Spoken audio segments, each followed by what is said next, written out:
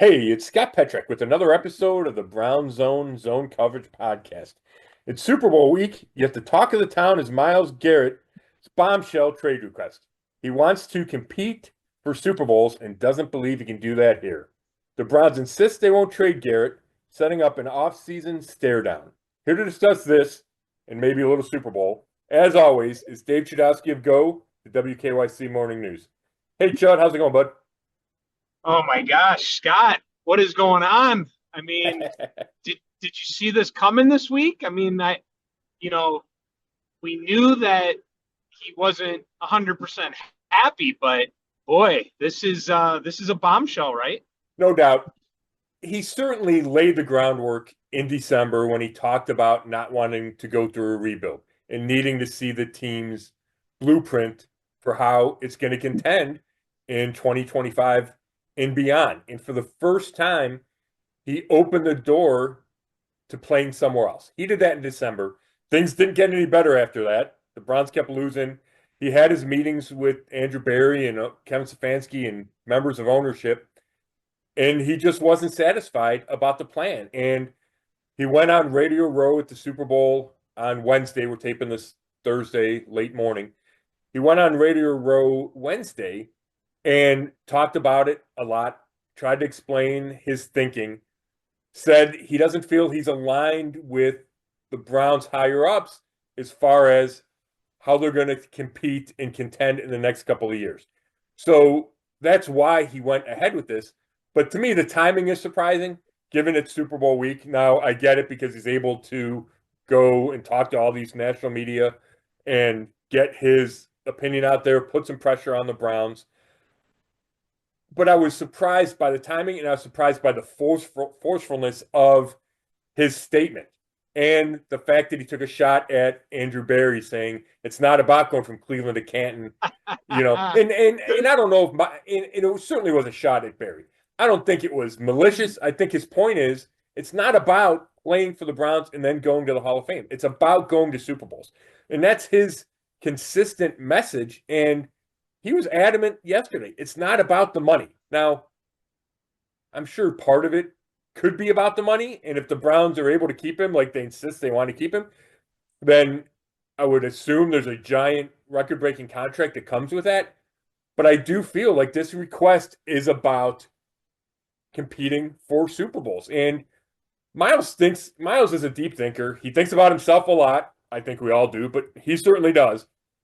And he's 8 years in, and he's thinking, okay, I'm going to go to the Hall of Fame. I'm Defensive Player of the Year, all this stuff. Am I only going to have one playoff win? Am I never going to get to a championship game? Am I never going to get to a Super Bowl? And I think it came to the point where he looked around and he said, salary cap issues, no quarterback. They, butchered the Deshaun Watson thing. The time is right. And we're going to talk about this forever, but my last point in this opening statement is it's a huge departure for Garrett. In October, after the Amari Cooper trade, and he's traded to Buffalo, he said, I don't have the exact quote in front of me, but his point was, I wanted to finish my career where it started. In October, his plan was to stay with the Browns throughout his career, and the season got so bad, and he said it was cumulative, so it wasn't just the season, but I think the way this season went from 11-6 to 3-14 just pushed him over the edge. Yeah, what, Scott, I've had some time to think about it, and everyone reacts right away when the statement comes out, right? And then you have a day to think about it, 2 days. We've had some time to think about it. Now we're one day removed from, not even a day, where it happened yesterday with hearing him talk. I just don't know if I love how he's going about doing it. And he's talked about LeBron and he's reached out to him and they talked. And I understood why LeBron left to go to Miami. He felt like he had to win championships in order to do that, right? But the way he did it, we all know we didn't like that, right? I see it's feeling similar in that regard here, where Myles feels like he wants to win championships. LeBron felt like he had to, right? Like if he is going to be the best of all time, right? Michael Jordan, this, that, he had to win. I don't know. In the NFL, there's plenty of players, Dan Marino, and look at just in Cleveland, Joe Thomas, Bernie Kosar. I mean, there's players that in football, I feel it's a different sport where you don't necessarily have to ensure it helps, and you do get judged on that. I get it. But Myles Garrett could always go down as one of the best defensive players of all time, whether he wins a Super Bowl or not. And I understand he wants to win them, but I just feel like I don't know exactly how he could have gone about doing it. Yeah. The statement I was okay with. I was like, all right, I get it. But I really didn't like I don't like the radio row stuff. I personally feel different about it today after listening to him. There was one thing, and I said this morning on the show on the news. It just felt different listening to him say it than to have him write it down and read him saying it. And I don't know, just that's how I'm feeling right now. I don't know exactly how else he could have done it. Could he waited a little longer? Did he go to, I mean, he said he's gone to the Browns and told them about this. Could have he just gone to him and said, hey, listen, I don't want to go public, but I will. I'm not backing the Browns necessarily because, God, we know how awful they've been. Right. But I just feel like this is a bad look right now, and I'm going to have more time to maybe change my mind on it. But this is how I'm feeling today, right? I just don't know if I love how he's gone about it. Well, I think that's a really interesting topic, Chud, and I'm glad you brought it up because I don't necessarily have a great sense for that. And I listened to a little bit of talk radio this morning on my way to the dentist, and that was one of my takeaways is that people have, some part of the fan base at least, has shifted from Monday when he did the statement to today after his media appearances yesterday. And I think you articulated exactly why. And when you just read a 6-sentence thing and his points about going to Super Bowl, he reiterates how much he loves Cleveland. You're like, okay, I get it. But then you listen to him bring up LeBron, and LeBron was certainly part of this. And I appreciate the honesty from Garrett. And, you know, they're both represented by Clutch Sports Group. And Myles said during the season that he consults with LeBron, and he said again yesterday that they had a talk. But we all know that Northeast Ohio's relationship with LeBron is complicated. And the decision to go to Miami still bothers plenty of people. And for that to be referenced, I think it just doesn't sit well with whatever percentage of fans that is. So I'm glad you said that because I don't always have a great feel for it. I'm on X, but I'm trying not to get deep in the weeds. So I think you speak for a lot of the fans in that way, Chud. Now, I don't know how else he could have gone about this. I think if he just kept it to him, if he just kept it quiet without being told the Browns, that's not putting any pressure on him because the only way the Browns feel pressure is if it becomes a public stink. So I think he had to go public. Did he have to go on Radio Row? Did he have to talk about, it'd be cool to play with the Commanders and Jane Daniels? Maybe not. And especially if you're Clevelanders watching that, it probably doesn't sit well. And I get that.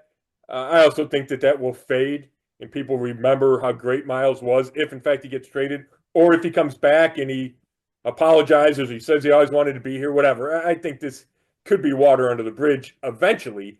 But I do think it's going to be interesting to watch how the fan base, how their reaction continues to evolve because this could take months, Chud. So how does it evolve as we go here? And one other point that I wanted to react to something you said about the NFL being different than the NBA and LeBron needed championships. You're 100% right, especially if you're a non-quarterback. If you're a quarterback, championships matter, right? Dan Marino's no longer, I would argue, a top 5 quarterback. And if he'd won 2 Super Bowls, he probably would be because he was that great to throw the football. So those matter. Do they matter for defensive ends? I mean, is Richard Dent going to be considered better than Myles Garrett because he won a Super Bowl with the 85 Bears? Probably not. But Myles, I think, thinks differently. And I think he considers himself in the same stratosphere as a guy like LeBron James. And maybe that's, maybe I'm wrong, but I've been around Myles a lot, and I don't think that's an unfair characterization. Now, maybe he shouldn't consider himself there, but I do think he thinks of himself as special. And part of that specialness is winning a Super Bowl. Yeah, see, and I did not hear, and I listened to talk radio, but I did not hear any of that. So that's interesting. And proof of that is I put something out on X this morning. I put out what I said this morning at 6 a.m. And that's how I felt this morning. And hey, Scott, we're Clevelanders, man. We just feel, how many of the fans do. And I just think you're right. It changes. It always is changing. Like, right, you feel different today than maybe we felt on Tuesday or Monday. And you're right. That's a great point by you. We might feel different. I do know this. I do know that my 14-year-old daughter, we went to both of my daughters and my wife. We went to the last game of the year, and there was nothing to play for. But my daughter was so excited because it was Myles Garrett's birthday, and she was excited to see him play live.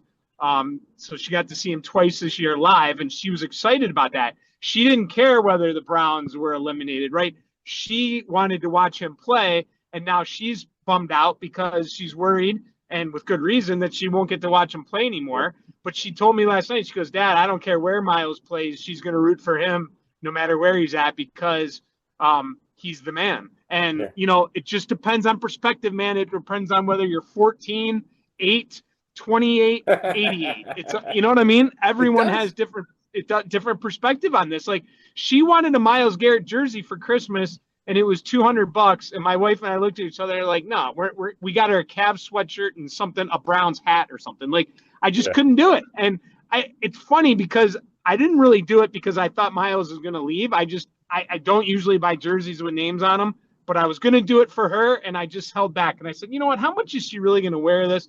What if he does leave one day? Yeah, I'm glad I didn't throw that 200 away. Yeah, right. I mean, that's how I feel right now. So it's disappointing. Now, I'll let you respond to that. I'll say one other thing is on my rant this morning on the news, I said, hey, this could turn out, if he's just like LeBron, he'll leave, go win a championship somewhere else, come back to Cleveland, and then he can win it for us. We've seen that. We've seen that story.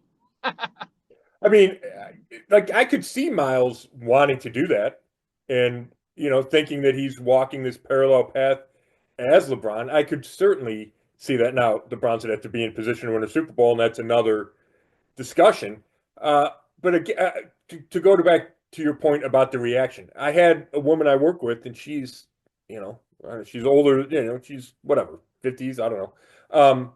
But she's a grown woman, and her opinion was Myles was one of the last people she could root for on this team, and she felt a deep connection to Myles.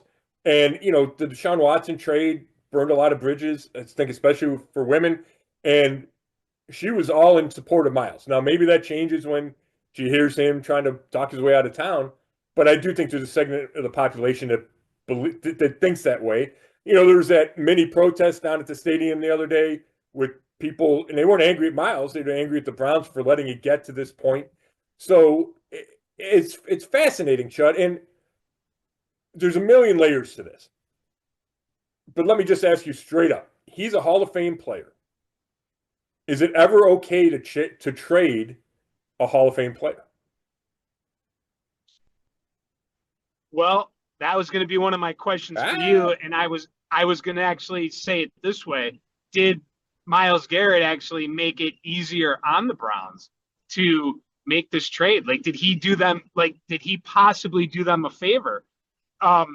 I don't know. You just saw it in the NBA, a huge trade. I mean, yeah, I think it is okay to make a blockbuster trade if you feel like you're benefiting yourself for the future and you're going to be better without that superstar player. I think that's the way you could say yes. Yeah. No, that makes all the sense in the world.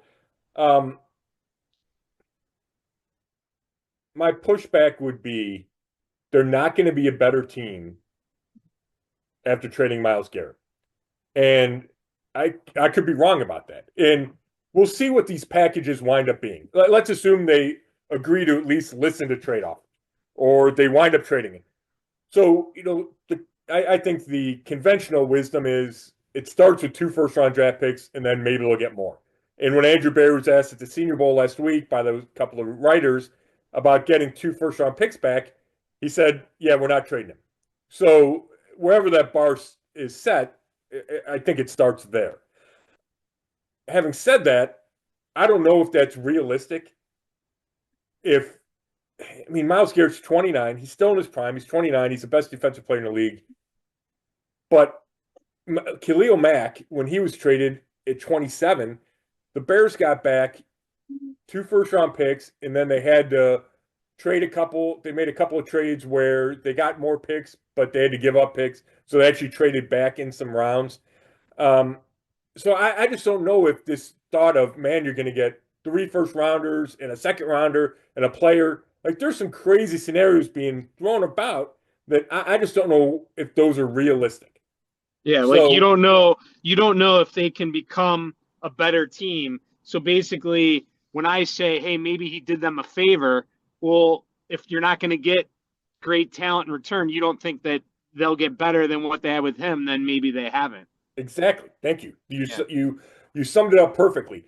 Now, where he might have done them a favor, and I don't know if this sounds contradictory, is he could force them.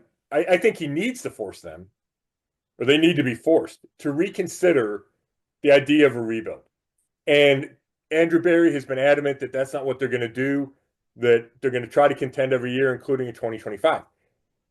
But Myles Garrett asking to be traded and saying you're not ready to contend, I think the Browns need to sit back down and say, okay, here's plan A is to try to win in 2025 and keep Garrett.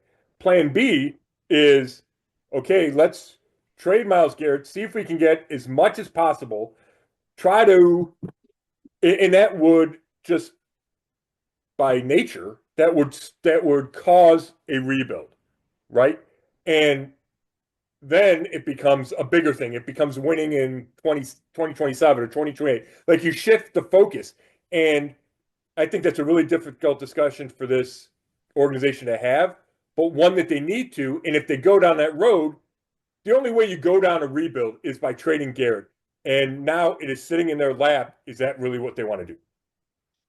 Well, Scott, let me say this, though, and I can't remember exactly what you said that triggered this thought, but it was just a couple minutes ago you said something that made me think, well, you're trading Myles Garrett, but what have they won with him, though? What did they win with Joe Thomas? You would have thought, oh, you can't trade Joe Thomas, you can't trade Myles Garrett, but with those guys, they haven't done anything. Yeah, here's my argument to that, Chud. And, I love you. I hate that argument because unless it's a quarterback, I just think it's a garbage argument because you can lose. Of course, you can lose with the best players. We've seen that. That doesn't mean you're not a great player. It just means it takes more than one great player to win. So that's not the player's fault. Yeah, but they've actually been to 2 playoffs with Myles Garrett. And I think you can make a strong argument that they wouldn't have been to either without Myles Garrett. And they had the best defense in the league in 2023, which drove them to the playoffs. And they had the best defense in the league because of Myles Garrett. So certainly you can't say that he had no impact. He had a huge impact. And just to say that he went 3-14 with Myles Garrett, that argument bothers me. It bothered me with Joe Thomas too, because it's not about one guy in this sport. So that's my answer to that. And real quick, I just want to make sure I had the Khalil Mack thing right. I looked it up. 27, they traded him. They traded him, a second rounder and a fifth rounder, and got back 2 firsts, a third, and a sixth. So it was less than 2 first-round draft picks that they got back. Now, Garrett's a better player, but Khalil Mack was great at the time. So my point is, I just don't know if you're getting the haul that everybody thinks would be worth trading Myles Garrett for.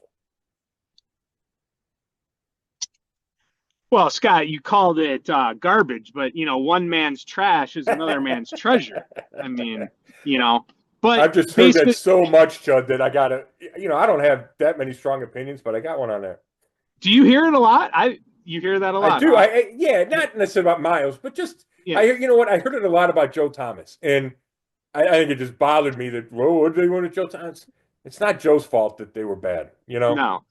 But what I'm doing is setting you up for my next point, and that is that here's the thing. If you trade Myles Garrett and you get these picks and everything, they couldn't get it right with him so far. How do you trust them to get it right making the trade? So basically my point is do you feel comfortable, Scott, moving forward with Andrew Berry regardless? I mean, it's just that's what a lot of fans have a problem with.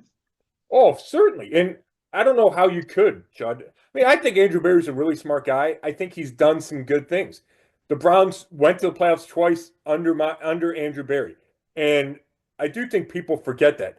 They were 11-6 a year ago and went to the playoffs. So as bad as 3-14 was, people forget that, and I think that's a mistake. I do think you have to remember that there was talent on this team that he built to. John Dorsey had a part in it, but Andrew Berry was the GM when they went to the playoffs twice. I think that should be remembered, and I think that should be appreciated.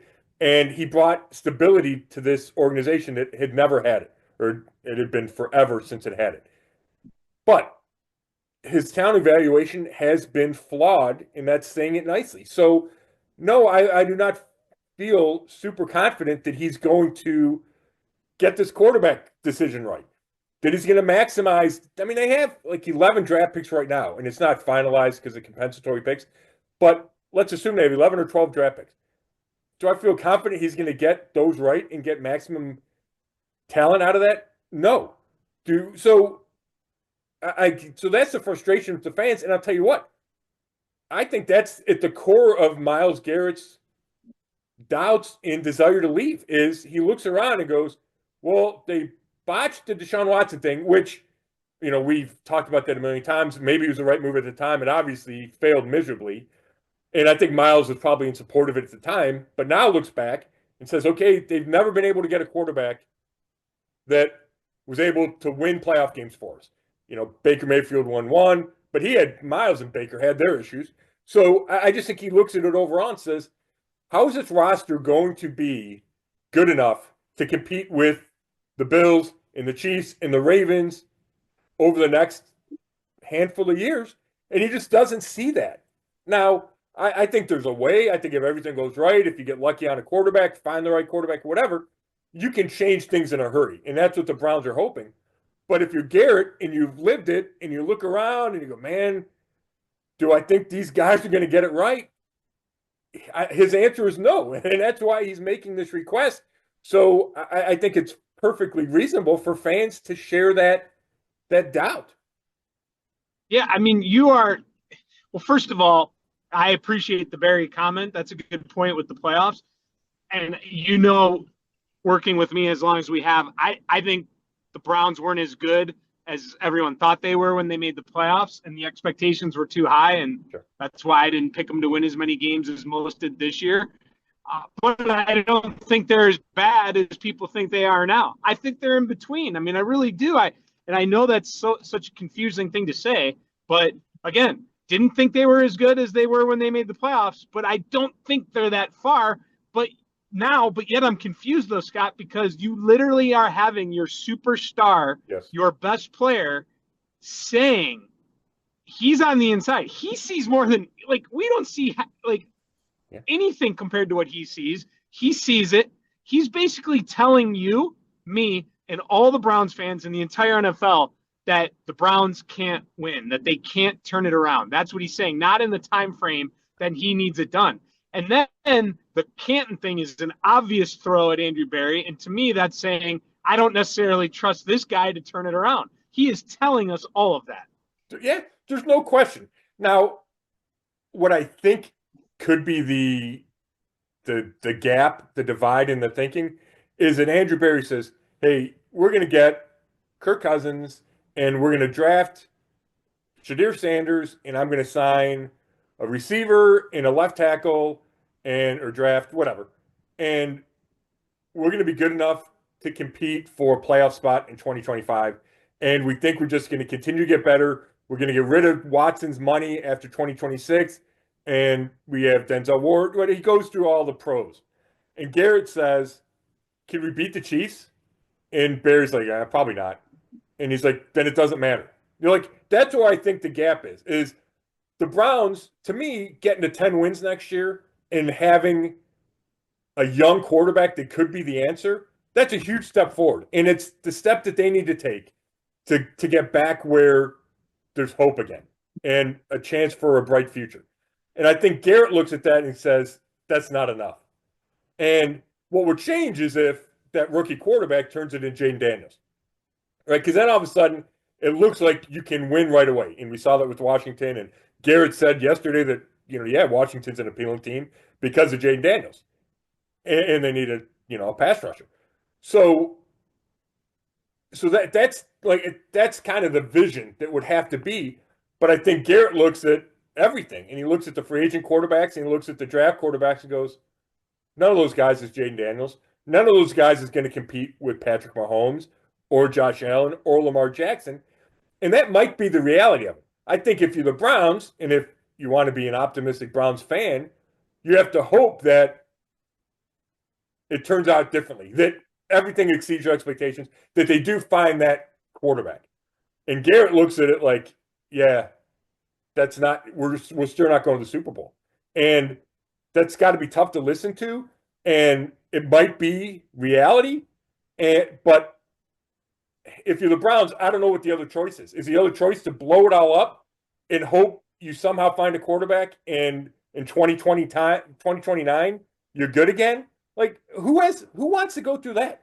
Who wants to go through if you're the Browns, because everybody's getting fired if that's the case, right? If you're the Haslams, if you're the Brown, if you're Stefanski, if you're Barry, if you're Denzel Ward, if you're David Njoku, who wants to go through you're going to lose in 25, 26, 27? Like, no, I don't. Fans talk about a rebuild and how it's necessary. I don't think they think about the pain and the irrelevance and the wasted Sundays. So I don't think anybody wants to go through that. And that's why I think this is difficult from the Browns' perspective.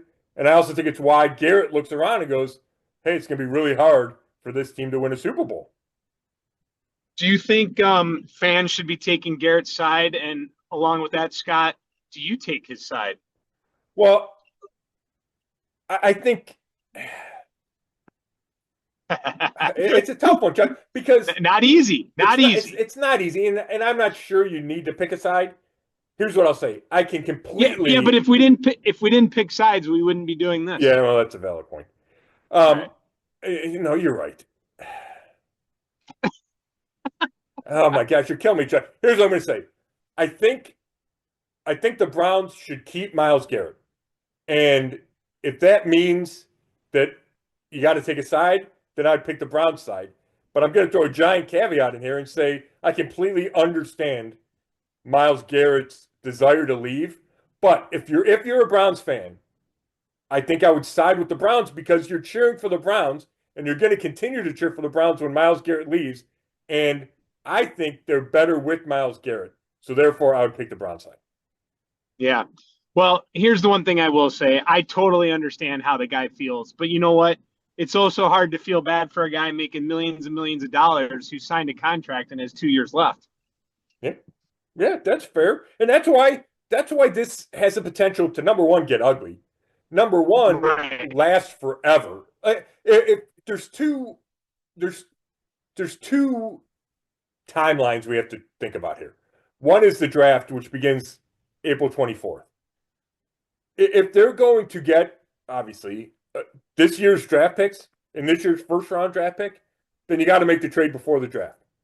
So there's a timeline there. If you're the Browns and you just stick to your guns and you got you're entrenched, we're not going to trade him, then that passes. And now you're talking about, okay, if a trade happens, it would be for maybe players, it would be for future draft picks. And then it becomes, okay, Myles, we're not trading you. And are you going to show up and play? Are you going to show up to mandatory minicamp? Are you going to show up to training camp? Are you going to show up week 1? And there's fines for all of this. And if he doesn't play for the Browns, he doesn't get to play for somebody else. The contract is just on hold, right? So there's a potential this to get really ugly and drag out. So that's why it's going to be tough. But they do hold, like the team holds plenty of leverage because it's 2 more years on this contract.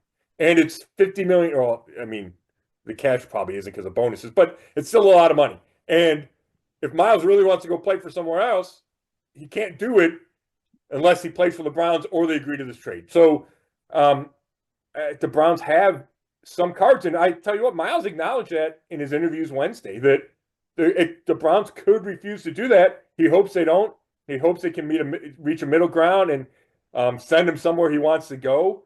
But I felt that he was acknowledging reality that there's a chance that I might have to come back and play for these guys. How's the salary cap and money play into this if they were to trade him? Does that affect anything else? Yeah, I mean, we know they're already over the cap, right? And they're gonna have to restructure contracts and maybe cut some guys. And the biggest would be Deshaun Watson. Restructure would free up cap space. If they trade Myles Garrett, it's about, according to overthecap.com, about $36 million in dead salary cap space. A dead hit means you're paying a guy, you have a guy on your salary cap who's no longer on your team. It would be about $36 million. Now, you can structure it where that's spread out over a couple of years. Whereas there's an after June 1st thing, there's a before June 1st thing.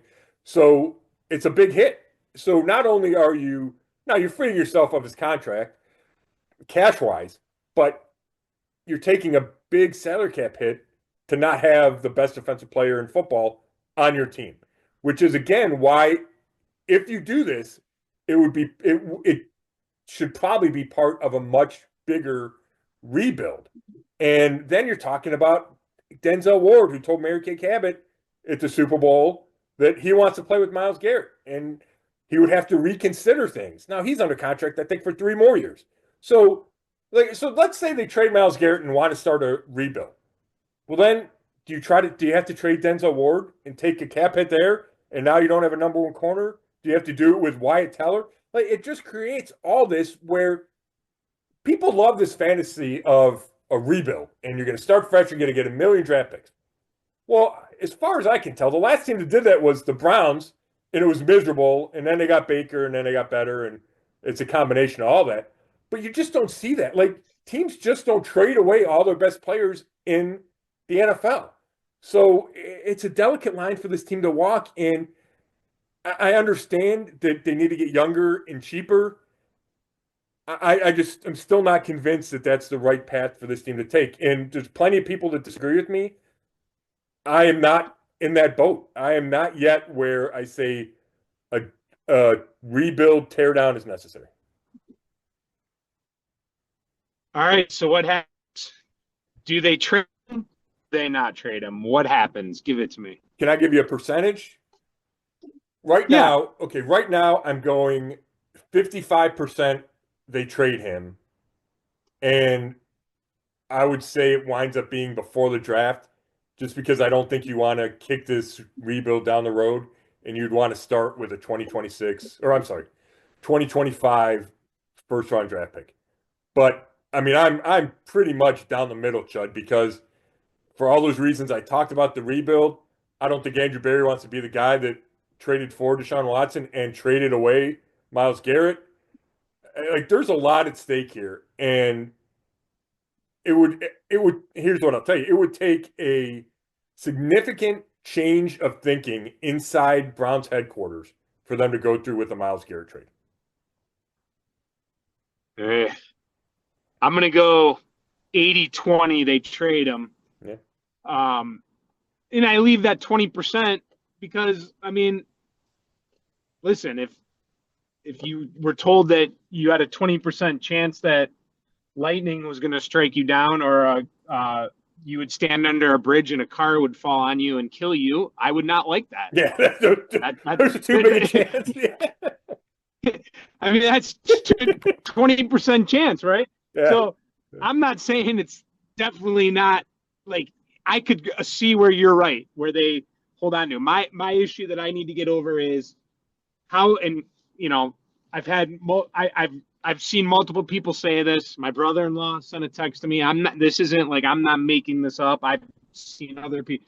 How can you have your team leader that wants out still stay on the team? He's literally sent the message out that you can't win, and then you're going to have this guy in the locker room basically, you know, all of those players, you know, feeling, hey, our leader doesn't think we can do it. How can we do this? So can there be a way that you can overcome that eventually? Sure. So that's one reason. Number two, I mean, just the way he acted yesterday, man, he really wants out. And it's just, tough for me to imagine that they can mend this right now. Doesn't mean they can't. Right. I'm giving that 20% chance. And I just feel like it's the Browns, and it's just the way it's going to happen. And being how they are with analytics and draft picks, and they, maybe they'll be like, hey, we wasted all those draft picks and we saw what that did with Deshaun Watson. Now we have a chance to recoup some. They might not look at it like you do. They might be like, all right, well, we just need picks regardless if it's the 5th pick overall or the 28th pick overall. Yeah. They might just feel like they need picks and that they can rebuild this thing. I don't know, man. I maybe it's just the negative part of the deal right now. So that's where I'm at 80%. Maybe I'll change. I think we both have the right to change. I don't think it's impossible to go either way, but I would lay my cards down now on the trade happening. Yeah, I get that. And we are at the beginning of this, so I think emotions are pretty raw. Lamar Jackson made a public trade request and then wind up signing a huge contract with the Ravens. Trey Hendrickson in Cincinnati made one, and then they just kind of I think they redid his contract, didn't get the extension he wanted, didn't get the trade or the extension he wanted, and winds up leading the league in sacks last year. And now, a lot of that was about money, and that's the difference with this. Myles is not, at least at its core, it's not about the money. So the Browns aren't going to be able to make it right just by the money. So that's where this is really difficult. And you talked about the locker room, and I hear if they bring him back where he doesn't take an extension and says, if you're not going to trade me, I'm going to play this out, then it gets tough. Because then he's got the potential to be a pain in the locker room, not be happy. Teammates could see that. But if they figure out a way where he is happy to come back, and obviously that would include a big extension, then it's up to Myles to say, hey, I believe we can win, right? My thinking has changed. I believe we can get to a Super Bowl. And I think his teammates would get behind him. I think fans would get behind him. Now, I guess it would be up to the Browns to convince him that that's really a possibility. And I don't know if that's possible, Chud, and hence why this could get really ugly and drag out forever. Yeah. All right. Before we do our Super Bowl prediction, anything more on the Myles situation? I'm checking my notes here, Chud. Let me make sure. We went full. We got a lot in there. No, we did. The last point I wanted to make, just in general, is this is and maybe I'm repeating myself, but this is already going to be a huge offseason for this organization. Number 2 pick in the draft, ton of draft capital. Obviously need to make a huge improvement off of 3 and 14. Salary cap issues. They need to rebuild the quarterback room. So this was already a pivotal offseason, and it just got exponentially more difficult, more important, whatever, all those adjectives that I'm looking for because of this situation. And I just thought it was important to, right now we're focused on Myles Garrett. We also have to focus on, hey, there is a quarterback to be found. There's a number 2 pick in the draft. I guess my point is Andrew Berry's got his hands full. Yeah, true story. That is a great point. All right, let's get to our Super Bowl prediction. Scott, I don't have a lot of time. Yep. This is past my nap bedtime, and I know we're both going to be at the Cleveland Sports Awards tonight. Yeah. So we'll be doing that. So let's just get to our prediction. You want to go first or second? You go first. All right. Well, at the beginning of the year, I called for a Chiefs 3-peat, 3 in a row. It's never been done. And I also been waiting for the Eagles to falter. I have been completely wrong about the Eagles. I've been completely right about the Chiefs. but I'm going to stick to my guns. Kansas City wins third in a row. Mahomes does it again. You can blame the refs. You can blame whoever you want. You can like it. You can not like it. Kansas City 30, Philadelphia 27. 30-27. You got Kansas City, right? Yep. Kansas City 30-27. All right. I picked Eagles over Chiefs in September. I find it hard to get away from that because I want to be right, number one. It's really difficult, but it's really difficult to pick against Patrick Mahomes and the Chiefs. Having said that, I think this is a battle of two good defenses. I think Saquon Barkley, the Eagles pass rush, and Jalen Hurts combined will make enough plays for the Eagles to win. I think it's really hard, and maybe I'm wrong on this, but I feel like the pressure of going for a three-peat will hurt the Chiefs. And I know it didn't bother them in the repeat last year, and I know it didn't keep them from getting to the Super Bowl for a third straight year. But I think it's similar to the Patriots going for that unbeaten season when they lost to the Giants. I think it's just hard. You're in New Orleans. All the questions are about winning 3 in a row. I think that can wear on a team. And I also think the Eagles might be more talented overall if you take away the quarterback spot. So I'm going to go Eagles. I fought with the score, Chud. I'm going to go 24-23 Eagles because I think the defenses are going to keep this a little tight. I think it's going to take long drives to score points. All right. So we differ, man. We got Chiefs on one end, Eagles on the other. That's not a bad point with the challenge of the three-peat, but I think if anyone can overcome that, it's Mahomes, it's Kelsey, it's Andy Reid. I think they have the ability to block it out. I really do. So I'm also wondering if you're trying to convince yourself on that just to make your prediction right from the beginning of the year. That's a fair read there, Chud. I really think the Eagles are the better overall team. I do. I think their roster is the best roster in football. And I think Saquon's a difference maker. Jalen Hurts needs to make enough plays in the passing game. And if he does, I think they should be the favored team. But that's an if. You know Mahomes is going to make plays. Hurts needs to make those plays. Right. And I'm counting on him doing it. He did it in the NFC Championship game. But that's the big question mark. But I'm not, I mean, I get what you're saying. And there's a little in the back of my mind, how can I get the Eagles to win? But this is not me going against myself. I think the Eagles are a really good pick to win the Super Bowl.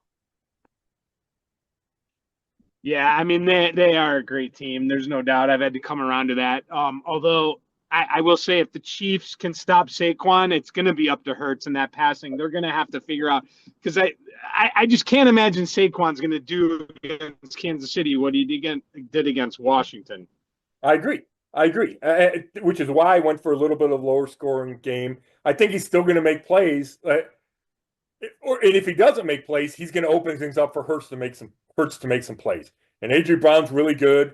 I know the Chiefs have McDuffie, but and I like the Chiefs coaching staff, but I like Vic Fangio as the Eagles D coordinator. Kellen Moore's a pretty good offensive coordinator. He's going to be the Saints' next head coach probably. I mean, you can't. Andy Reid and Steve Spagnuolo are great. Patrick Mahomes is great. Can the collectiveness of the Eagles override that? And to me, that's why it's going to be a great matchup. All right, enjoy it. We got one more game left, Scott, and that's it. Sounds too bad good, the Myles Garrett situation's kind of overshadowed it. Yep. Definitely give you something to work on this week. Yeah, I got that right. Cool. I appreciate it, bud. We'll talk to you. Maybe we'll reconvene next week. Maybe we'll do a little quick Super Bowl. Maybe there'll be Myles news. Who knows, right? It's too early to tell. We didn't think there'd be Myles news this week. I'll tell you that. So I always appreciate it, Chud. Get some sleep, and hopefully I run into you later. Thanks, everybody, for listening. This has been another episode of the Zone Coverage Podcast, and you can read all my work at brownzone.com. Thanks.